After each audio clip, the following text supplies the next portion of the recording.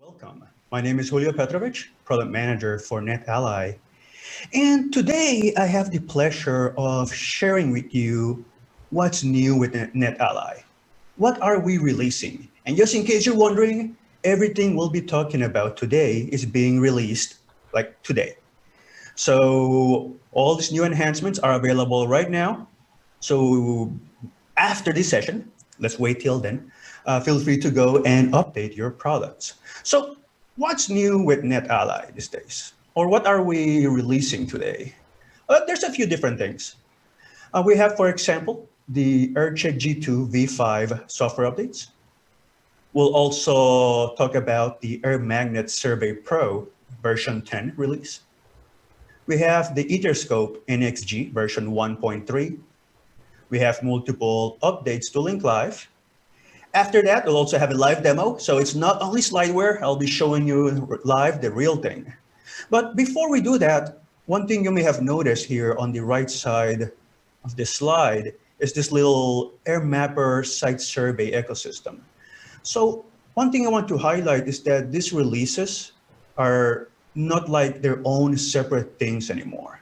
One thing that we've done is that we've combined all these releases on purpose, or release them all at the same time on purpose, to become what we call the AirMapper Site Survey ecosystem, which basically introduces interaction between all the different products.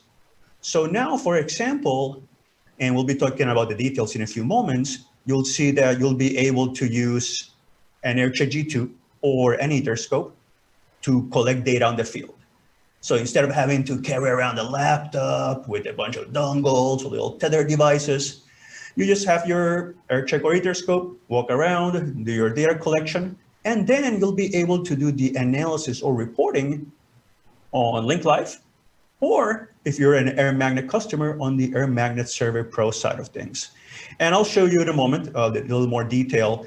The important part here is that different from what has been done in the past when we were part of other businesses, basically, instead of keeping all the product lines separate, we've decided to integrate them all together. So now, instead of having different products that do different things, they all communicate with each other, they all interact with each other. And basically, it allows for a more flexible solution for you guys and other customers out there.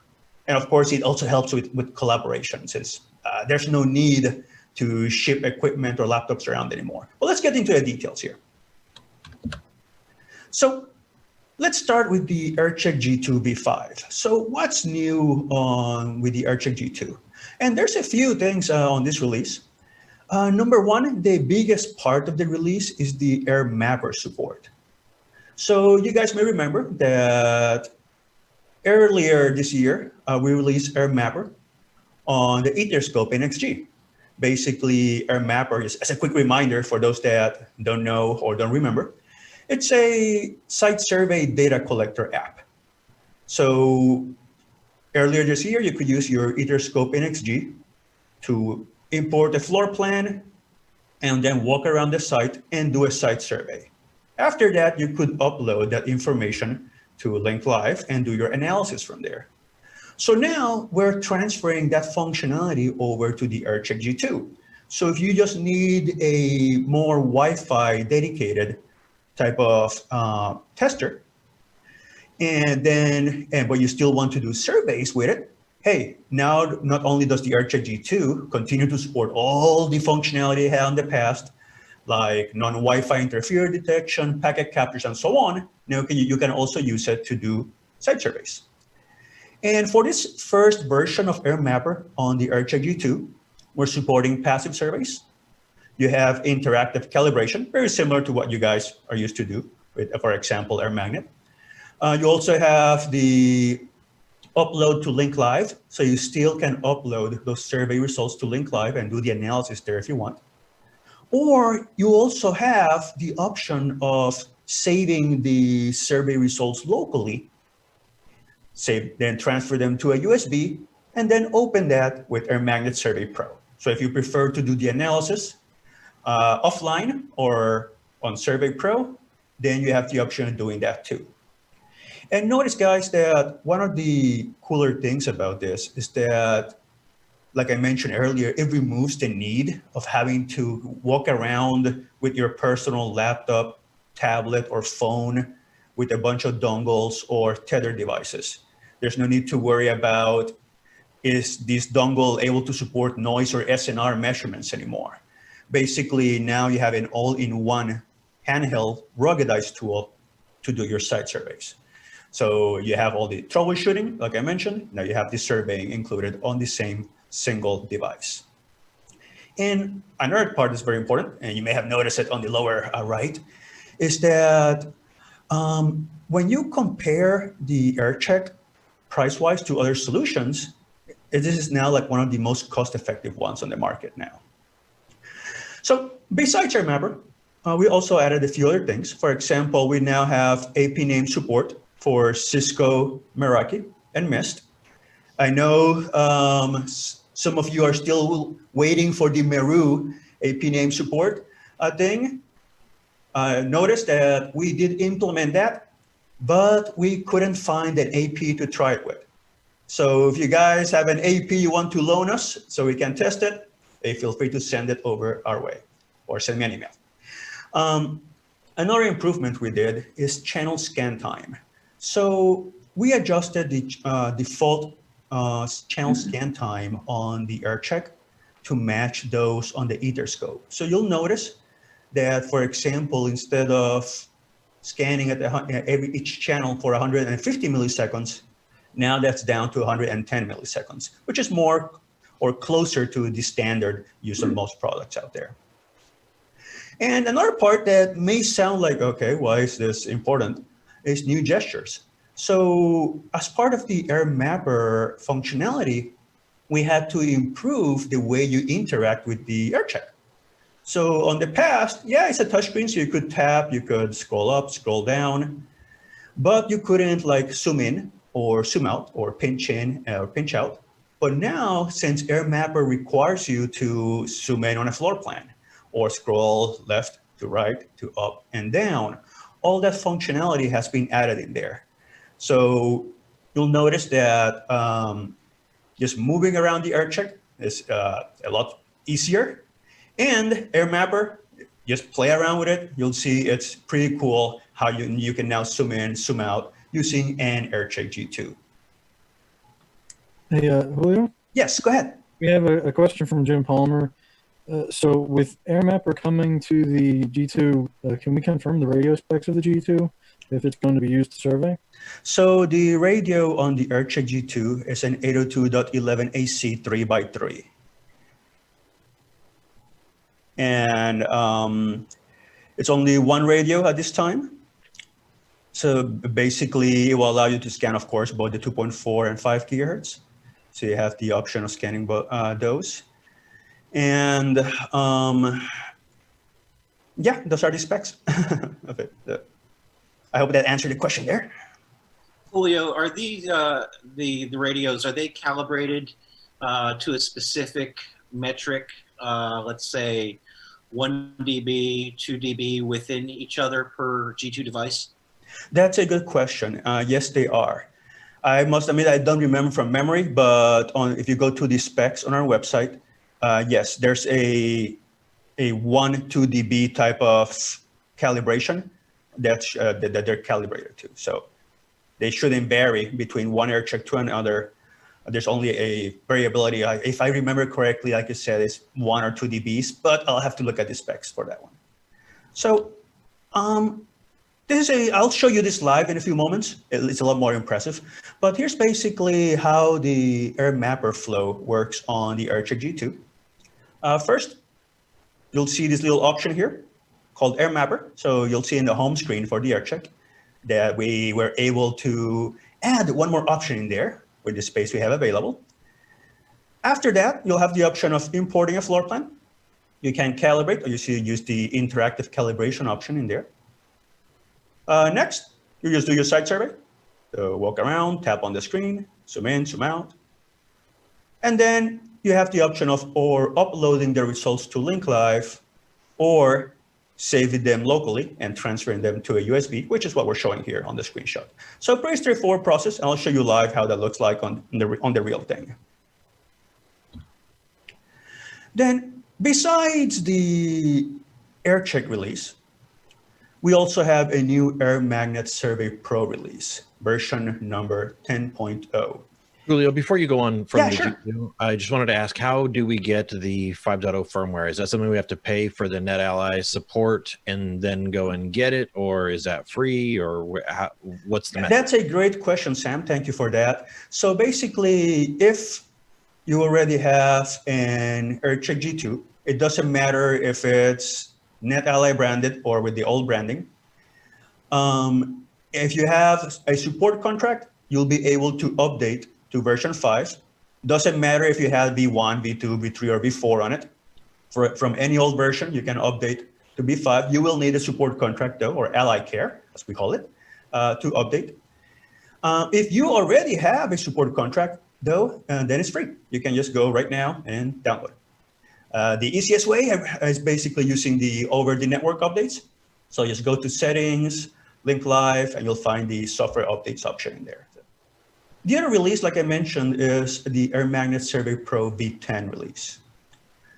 Basically, you guys may remember that last April, we had version 9.3, or we released version 9.3 of the AirMagnet Survey Pro solution. And that was the first AirMagnet release from NetAlly. Basically, as some of you may remember, it had been a while since an AirMagnet release. So since April, we've been working on the new release, version number 10. And since it was released today, we're currently working on the next one, although I can't tell you what we're adding there yet. But on version 10, we have a few things. One, we have AirMapper support. So this goes back to what I mentioned earlier, where you don't have to now carry your laptop around anymore to do the site survey itself or the data collection. You could use an Etherscope NXG or an AirCheck G2 to do the data collection. And then after that, you can export that or through Link Live or locally through USB, for example, into your PC with AirMagnet Survey. And starting on version 10, you will now be able to import that data collected from AirMapper into your AirMagnet Survey Pro. Notice that the import functionality is only available on V10 or higher. So if you have an older version of AirMagnet Survey Pro, you will not be able to open or import an AirMapper project. So think of it this way, guys. We've decided to just move away from the old convention, even though we still support it, of having to walk around with your laptop or a bunch of dongles, having to use a tether device. We're trying to simplify the process of collecting the data itself, of moving around and collecting the data. Instead of having to carry a bunch of stuff with you, having to worry about it being too complicated for most people, we now have this solution that allows anyone really to just do the data collection itself. So just walk and tap on a screen and then basically share with you the results so you can do the analysis as a Wi-Fi professional from the comfort of your home office or smartphone if you're using Link Live, for example. Another part, of course, that we've added is WiFi6 Planning. So on the last release, V10, we added WiFi6 survey support. In this release, we're adding WiFi6 planning support. Of course, expected, we're adding more antenna patterns, mostly for new Wi-Fi6 access points. And this may sound like, okay, you're proud of announcing you're fixing bugs, but technically we are. As some of you that have a little more experience or know more of the history of AirMagnet know, it has been a while since the AirMagnet product line or someone had spent time fixing bugs on the AirMagnet product line. So reality is I am very proud that we're basically on this release, we fixed a lot of different bugs on this software. So for those existing AirMagnet customers, you'll be very happy to know that your user experience will be a lot better. Notwithstanding all the cool stuff like the AirMapper support and Wi-Fi 6 planning. Oh, a little note also down here on smaller font. Notice that this doesn't only apply to Survey Pro. If you have a Survey Express, for example, then you get the AirMapper support. So you could use an AirCheck or an Etherscope to do data collection and then just review the data with your Survey Express license. If you have the planner only, then you get Wi-Fi 6 planning and your antenna patterns, of course. Of course, all the bug fixes apply to each product. Or if you have the rental option, Survey on Demand, then basically both the AirMapper support and of course the bug fixes apply too. So depending on which version of the service solution you have, which is one of the things we're proud of, that flexibility with licensing, then basically you get the new functionality depending on what your version of the Survey Pro software supports. Julio? Yes. So we got two more questions from the folks listening at home. Yeah. So Yerman asked, relative to the positioning of the G2, what's the sensitivity, or how careful do we have to be positioning it against the APs or compared to the APs, just given competing devices and how they behave? So let me see if I understood the question. So he wants to know what the sensitivity is of the Wi-Fi radio on the AirCheck G2, correct? The way I took it was more about how careful do we have to be in terms of holding it. You know, okay. On the basically how ruggedized is the unit itself? Well, the AirCheck G2 is a well. There's two parts to it, I guess, to the question. The hardware itself, it's a ruggedized device. So it's designed that so if you drop it, you're climbing a ladder, you drop it, it should survive without a problem. As for sensitivity on the radio, think of it as another handheld device, like your smartphone. So you can see a little screenshot of the AirCheck here. So normally you will carry it that same way. Basically, this will give you the best result because it's basically allows you to simulate another client device. So different from other solutions where you carry the radio on your side, which I don't know, could get, or your body could get in the middle, let's say that way. In this case, you carry it in front of you, like you will carry any other handheld device, a smartphone, a tablet, a laptop, if you still carry those around. Then basically, that's basically the right place to carry it. They will give you the best results from there. And I'll carry it like it's showing it here, where the NetAlly logo is at the top and the power button is basically at the bottom. Don't like put it on its side because the way the antennas are placed is designed to measure this way. So from that end. Okay. And so the other question, I'm going to shift from positioning and whatnot to more of a, I guess it's a licensing question. So Drew asked, will there be any grace or amnesty period for legacy AirMagnet users to upgrade to the V10 to get things? That's a great question. So one thing we stopped doing as part of NetAlly is that we don't require you to buy past support. So let's say, for example, that you stop buying support on 2015, let's say, for example, and you decide you want to upgrade to V10. So you just need to buy 1 or 3 year allocated support now. There's no need to pay for any past years, let's say back to 2015. It's just like starting from scratch or starting new. So no, there's no penalties. Basically, where you're more than welcome to come back and renew support. That's it. Is AirMagnet V10 available for Mac OS? Not natively, but you can run it on a Mac as part of a BM or bootcamp. Are there plans to make it available on a Mac? A lot of the Wi-Fi professionals in the industry use Mac OS. That's a great question.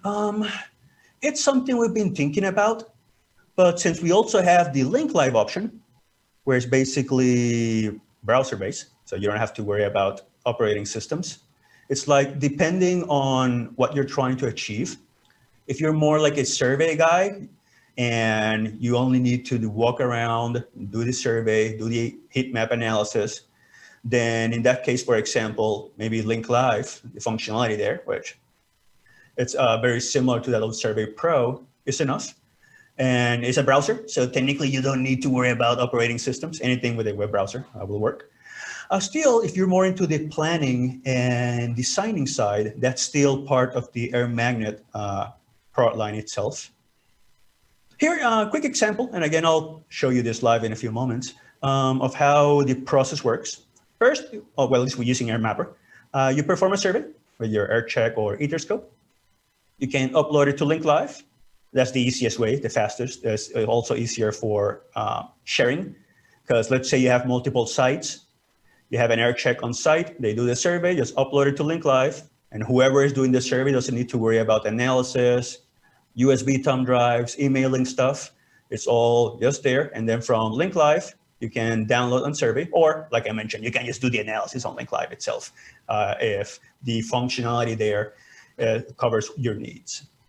And then one thing some of you may be wondering is like, okay, so that Link Live stuff sounds pretty cool.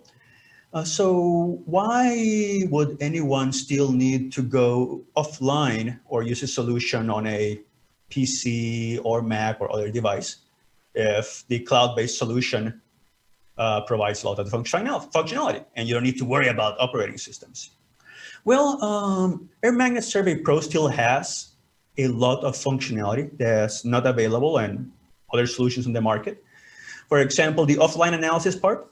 Even though I'm sure many of you here are good with cloud-based solutions, there's some of our customers that for security reasons or etc. can't use a cloud solution, so they prefer more of an offline type of solution. So that's where AirMagnet Survey Pro still comes in for the analysis part. You still can use an AirCheck or an Etherscope for the data collection, of course. You also have AirWise. For those that don't remember it, this is the intelligence that we use on most of our products, really. Not only AirMagnet, but also on the handhelds, technically, to basically automatically identify problems on the network. Of course, you have custom reports.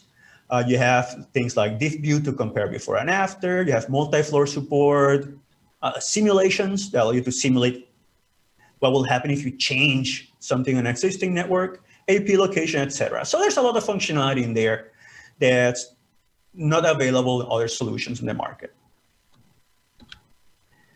The other part, of course, is the Wi-Fi 6 planning. I'm sure everyone here knows how to plan or design, or most of you, a Wi-Fi 6 network, but similar process, just add all the information on your floor plan. Now, one of the biggest change is that you have all the Wi-Fi 6 or AX functionality or options for access points or properties, and then you design your network. Hey, Julio, I have a question coming in from Twitter, and I guess this applies to the entire portfolio, but I'm looking for future updates to support pass point settings and testing, specifically around things like open roaming validation. Anything that's pass point or Wi-Fi 2.0 connectivity, it's something that we're looking at. I think, and James, again, you can correct me if I'm wrong, but I think you should be able to connect to some of those networks. Still, if it's, for example, let's say with my Verizon phone, and sorry to mention a company name here, basically it supports Wi-Fi 2.0 or Passpoint, and it will automatically connect, although I normally disable that option. I'm the paranoid type. So on our handhelds, we currently don't have support to do that automatically. Still, it is something that we could consider in the future. Very good, thank you. Sure, no problem. One other quick question from Twitter. My man Drew out there asks if there's any plans to integrate CBRS into the NetAlly tool since it's playing so close to Wi-Fi. Yeah, that's a very good question. And without going too far into the secret sauce, but let's say that's on the plans or being discussed or on the roadmap. I'll also kind of jump in on the backside of that, not just 3.5 gigahertz, but We're seeing obviously this move towards more IoT type stuff. So anything in that 900, 800, and 400 megahertz. A lot of times it's your wireless engineers that are going to be involved in those types of deployments. So there's actually quite a few frequency bands that we might need to consider as we look at the product roadmap for this. Yeah, that's a very good point in there, and it's something we're looking at. For you, some of you may remember we used to have a product called Spectrum ES. It used to be a cellular spectrum analyzer that, funny enough, covered many of those bands already. So in a way, we've already had the technology in the past, or part of it. We, of course, it may need to be updated and things. But yes, anything that's CBRS, for example, and any frequencies covered by those, it's something we are considering and looking at for our future. So. I have to admit, it's been some years since I've used your products. So, but I seem to remember it being really good at both inputting the different antenna plans and also all the variety of different clients. So my question is twofold. One, what are you doing in this product in terms of helping us plan around multi-use of MIMO on both the uplink and the downlink? And the second part of my question is, when it comes to particularly Wi-Fi 6, what are you doing to help us plan all the different IoT devices, which will only be transmitting in a small number of sub-carriers? So that's our two great questions. So let's say that when it comes to AirMagnet planning, it's a work in progress. So we're still doing a lot of updates.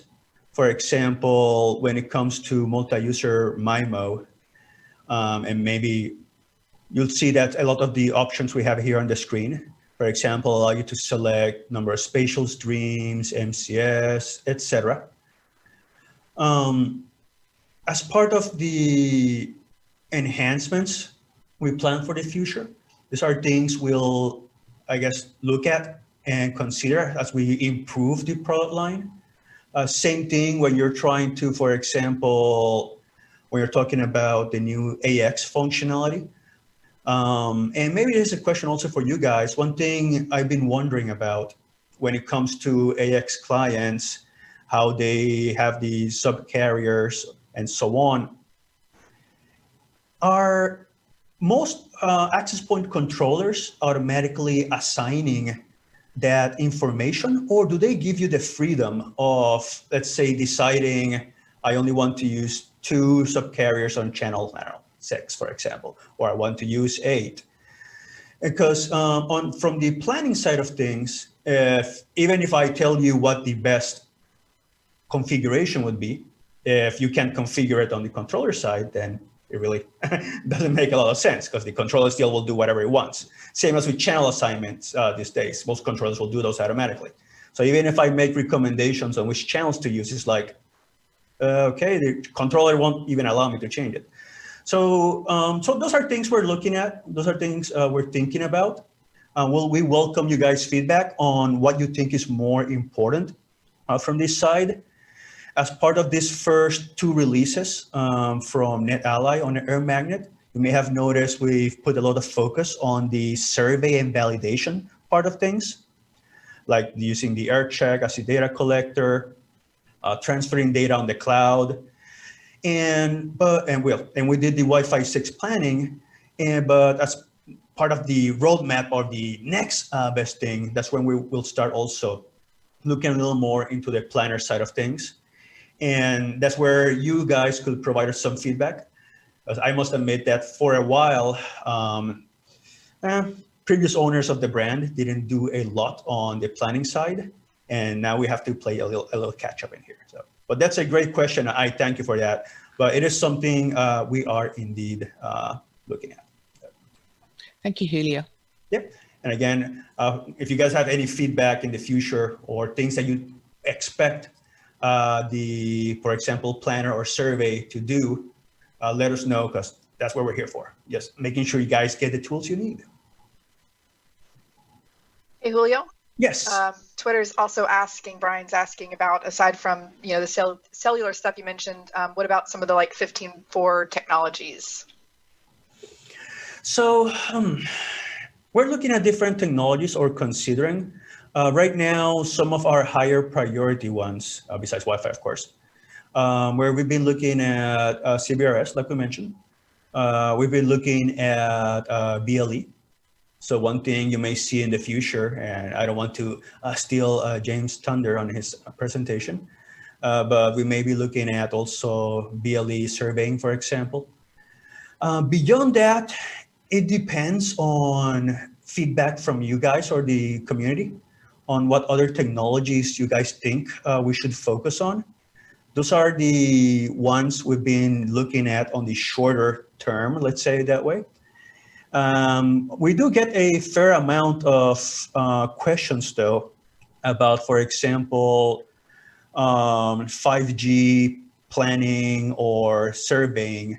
So that's another thing we may look at in the future.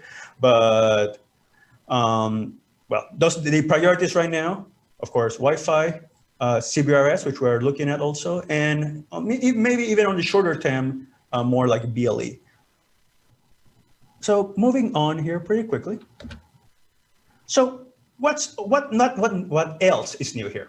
So we got the Etherscope NXG version 1.3, where we have AirMapper enhancements. For example, now you can save your survey data locally and transfer to Survey Pro.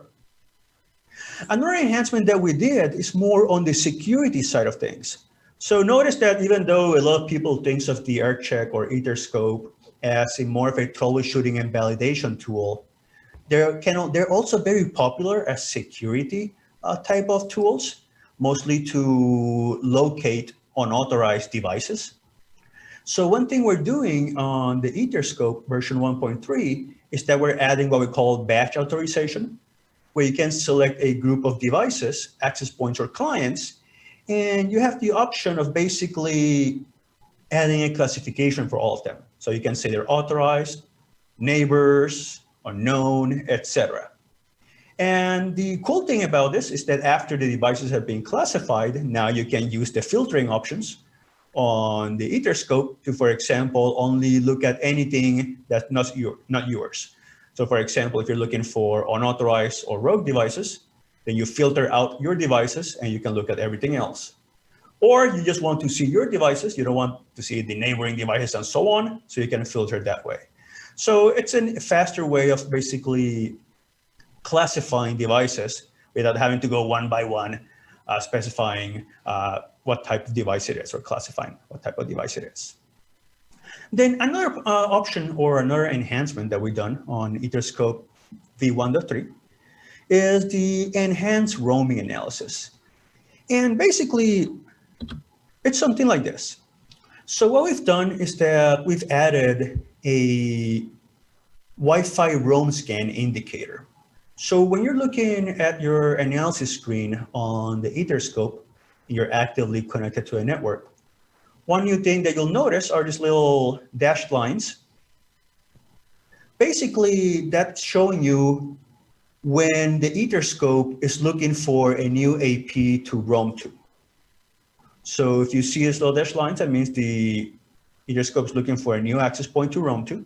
So you can see how many times or how much time is spending attempting to roam to a different access point. Then the other solid line that you can see here is basically when you successfully roam. And the cool thing about this is that you can identify areas on which you, for example, or the client devices spend too much time trying to find an AP to roam. Maybe you have too many APs covering the same area. You all have stronger signals. And basically your client device just keeps looking, okay, do I go with this AP? Do I go with that one? Oh, maybe this other one.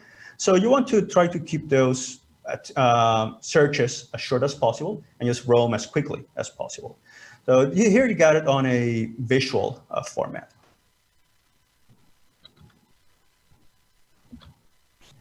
Then on Link Live, what's new on Link Live?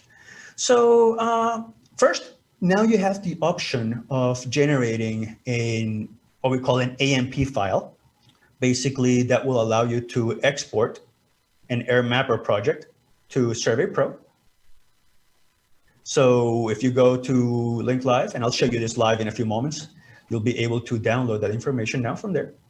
You also have different heat maps or new heat maps that we've added, like co-channel interference, adjacent channel interference, AP coverage, or basically AP overlap, MCS transmit rates and receive.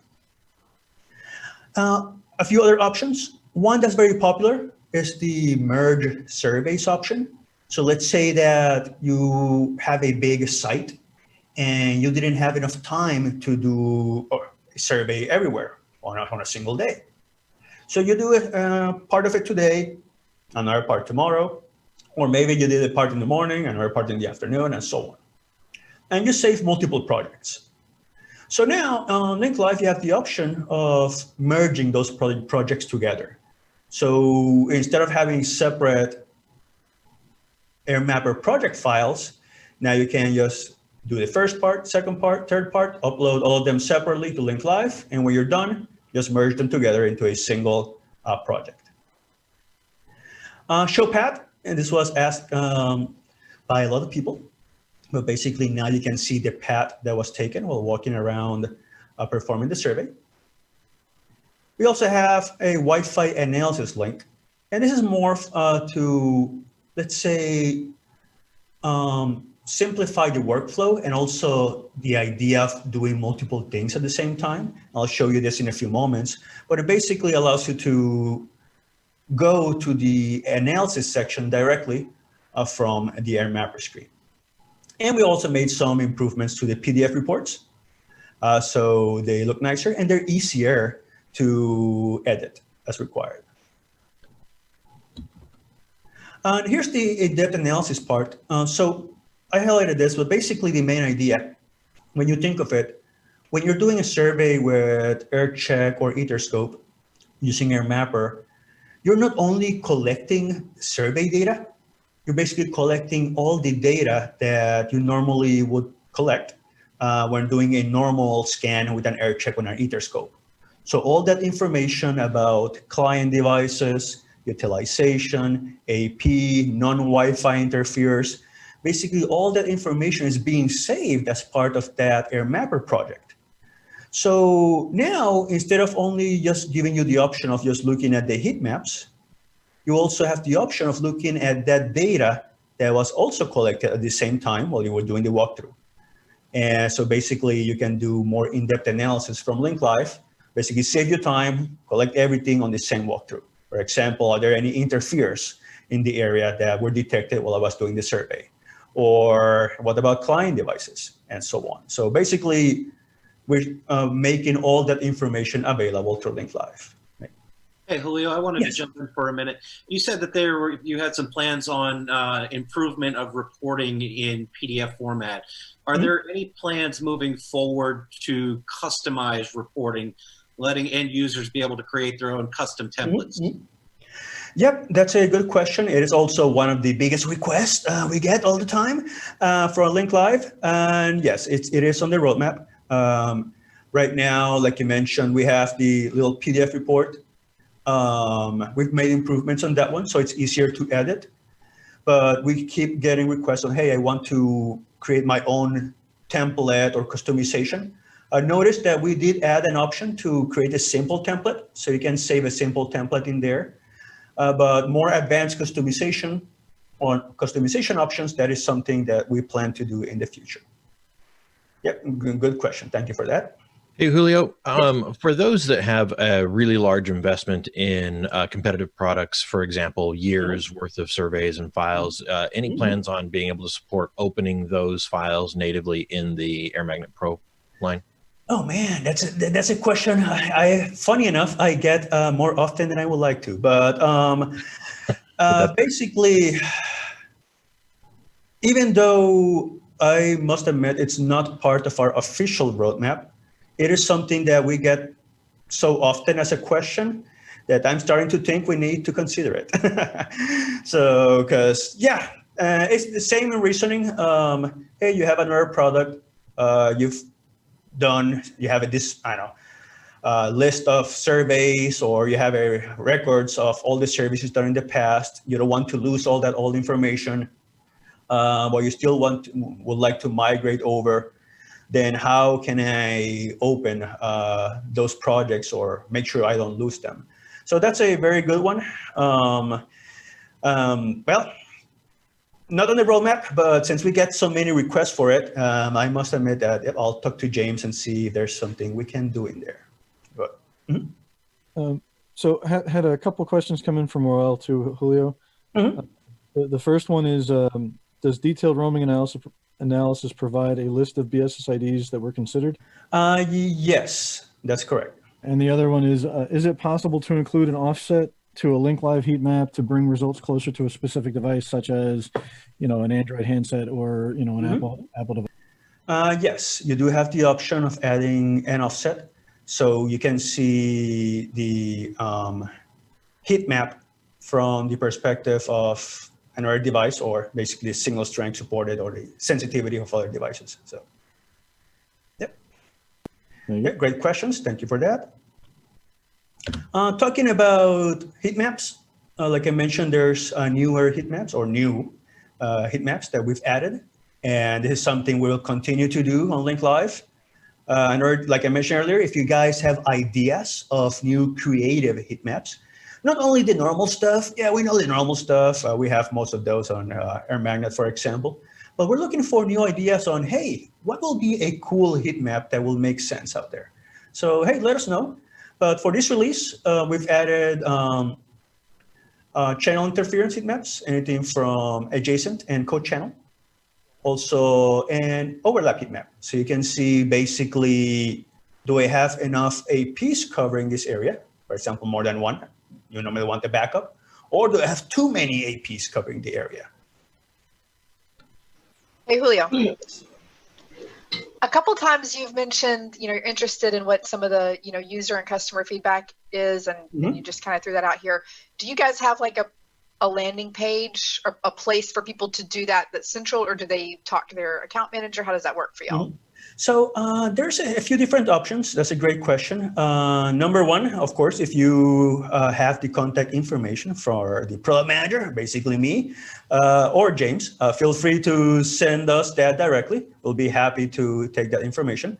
Another option, you can always contact our support team. They'll also be happy to log in that information.